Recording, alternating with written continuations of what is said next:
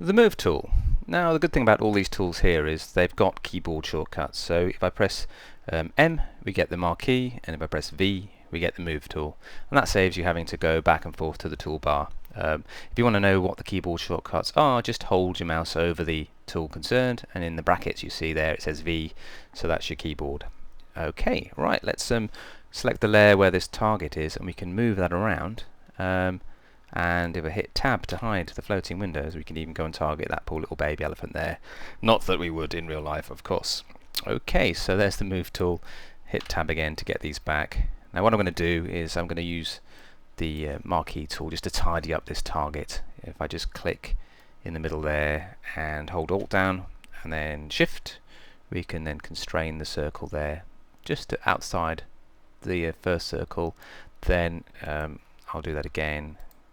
Click drag and then let go of the mouse first before you let go of the keys, and then I'm going to inverse the selection and then hit backspace just to delete everything outside the selection, then Command D to deselect.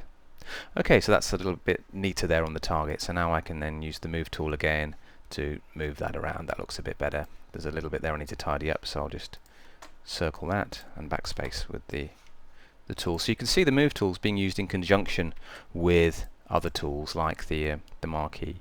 Another way of controlling the Move tool is use the arrow keys on your keyboard and just go left, down, right, so you can actually fine-tune the layer that you're moving. Let's just go up slightly to see the elephant's eyes. Okay, so the Move tool you'll be using quite a lot in conjunction with the other tools in the toolbar.